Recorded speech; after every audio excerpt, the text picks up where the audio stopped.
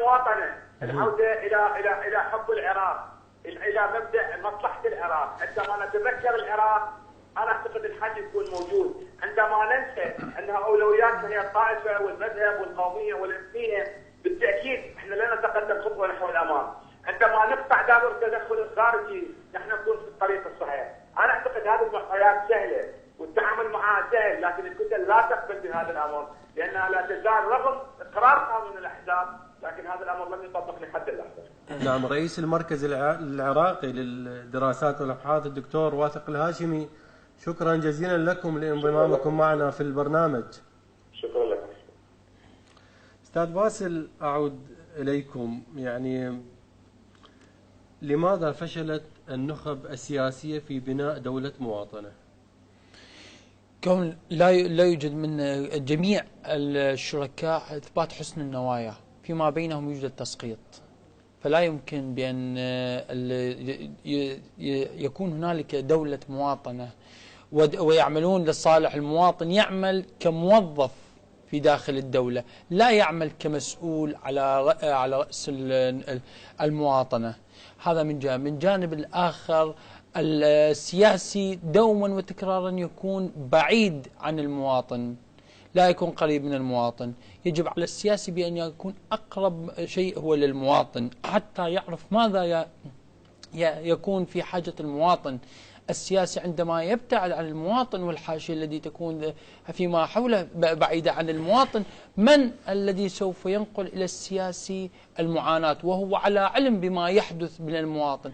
هذا من جانب. من جانب الآخر كما تفضل ضيفك الكريم قبل قليل اتصال هاتفي بأن الكثير يعملون، وأنا قلتها قبل قليل، الكثير يعملون لأجندات لخارج العراق، وإن يكن لا يعمل لأجندات ولكن يوجد لديه ولاء لخارج العراق.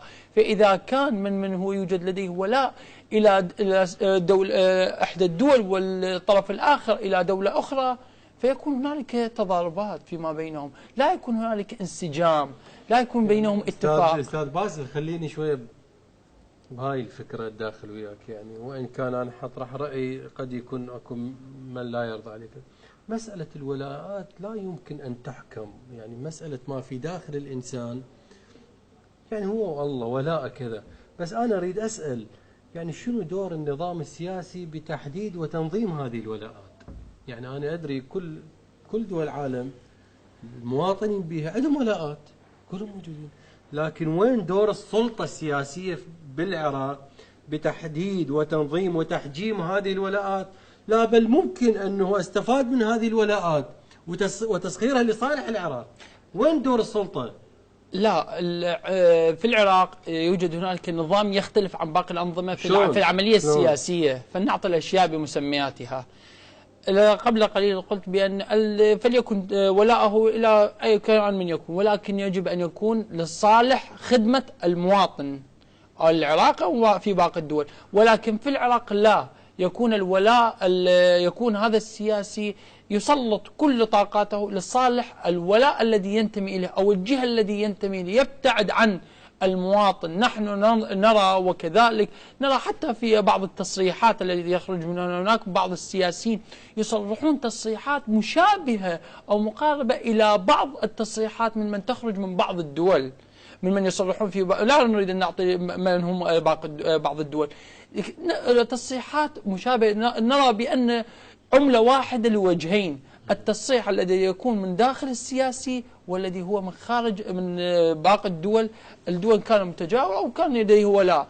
ولكن نحن نقول إلى رسالة إلى السياسيين، عليهم أن يثبتوا بما بقي لديهم مع المواطن. كون التاريخ لا يرحم، التاريخ دوما وتكرارا يذكر المسائل السلبية قبل الإيجابية، فنطالب بأن تكون الأجيال التي تأتي بعدهم لا تنعلهم، عليه أن ترحمهم وتذكر أسماءهم في التاريخ. هم يعرفون بالعراق ينسى، مو هي هاي المشكلة. قبل شهر العراق ينسى ولكن التاريخ لا ينسى. أستاذ باسل الله يخليك. المهم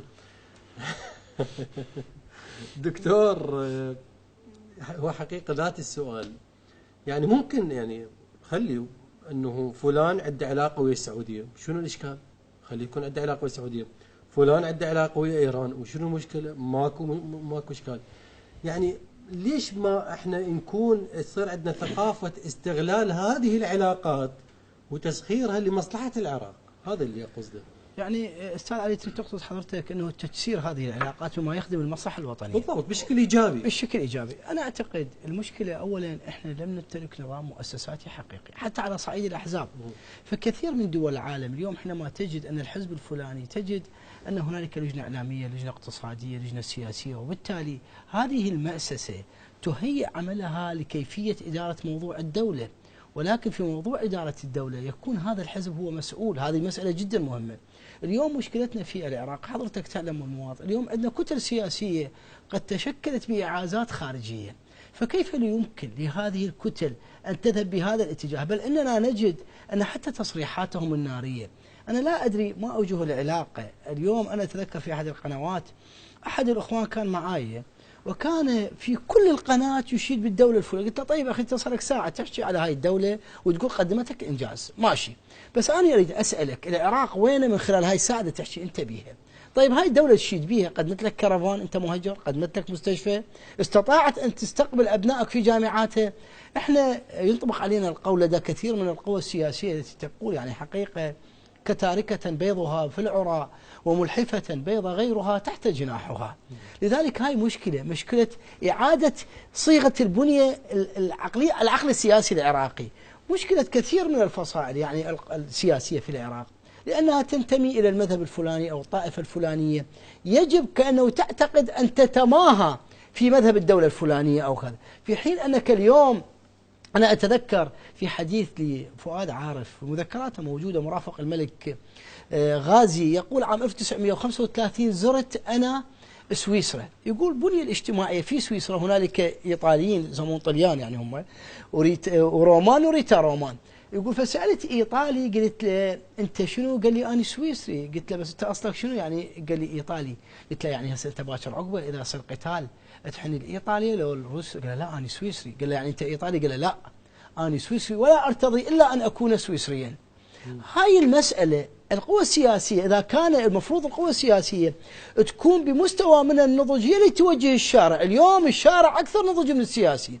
تحولت القوى السياسية إلى وبال على حالة الاستقرار العراقي، بالتالي بصورة وأخرى هي كانت تحولت بدل من تكون مشروع بناء ومشروع تطوير وبناء دولة، تحولت إلى مشروع احتقان حتى اجتماعي.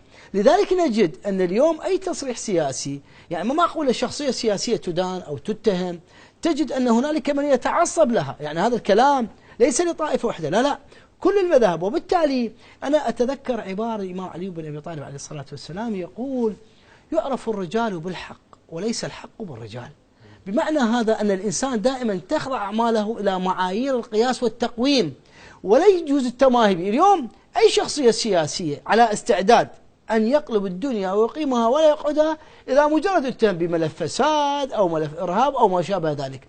لذلك يبقى هذه الصراعات قائمة إلى أن يبدأ الشعب العراقي بزيادة وعيه ويختار الشخصية الأكفأ والأصلح. وحينما يؤمنون بأن العراق يجب أن يكون أولا، لأن أي محاولة لا سمح الله لتقسيم العراق بمعنى هذا أن القسم الذي يقتطع أو يجزأ يتحول إلى لقمة سائغة بأفواه دول. يعني هو دكتور عبارة جميلة حقيقة من جنابكم، لكن هو اللي أريد أضيف عليها بس يعني لقمة سائغة، يعني هو المشكلة هي مو بالتقسيم، المشكلة المراد من التقسيم. أنتم أعرف جنابكم من الموضوع، يعني مراد العراق أن يعيش يعني فترة عمر كامل وأجيال في قتال، نقول إنه هذا القضاء هاي المحافظة لو هاي المحافظة، وهاي صارت هسه عاد إذا تقسمت فعلا شلون. فيفترض أنه يكون هنالك وعي أكيد يعني بالنسبة للمواطن بالنسبة لهذا الموضوع. أستاذ باسل، تعتقد على أنه روح المواطنة موجودة داخل الروح العراقية ومحتاجة فقط أنه مثلا تتهيأ لها السبل والضوابط حتى تنهض من جديد؟ المواطنة موجودة في العراق، ولكن يوجد هنالك من يحاول كل ما تريد أن تنهض يحاول من يضعفها، وكذلك